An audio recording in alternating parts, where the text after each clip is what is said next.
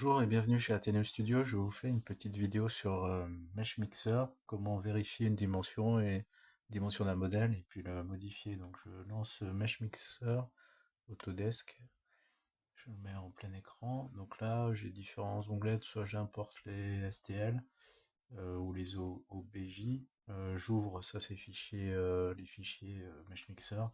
Les raccourcis clavier, ça c'est les exemples. Donc il y a un petit lapin, une sphère ou un plan. Donc moi je vais importer un de mes modèles que j'ai fait. Donc je vais prendre par exemple celui-là, là, le TELUS, qui vient directement de Meshi.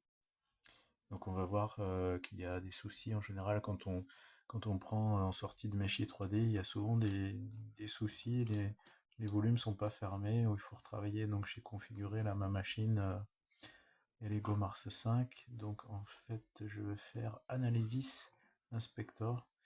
On va voir effectivement que là j'ai deux défauts qu'il faut corriger. Un défaut rouge, donc ça doit être un modèle ouvert, et un autre défaut mineur. Je fais Auto Repair, Done. Et ensuite, pour voir la dimension du modèle, c'est très simple, c'est Analysis Unit.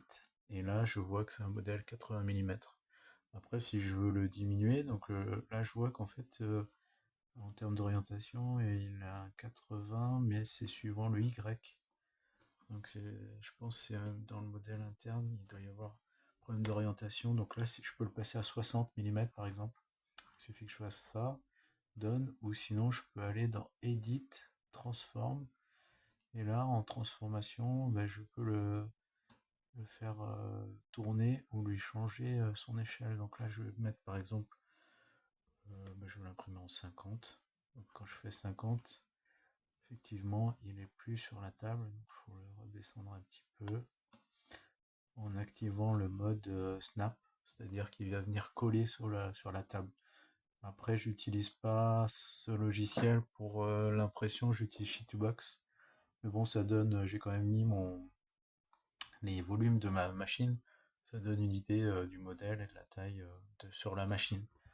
Voilà, juste à faire accept et je fais, si j'ai fini donc le redimensionnement à 50 mm, je fais juste un export STL et je mets le nom du modèle. Voilà, c'est tout pour aujourd'hui.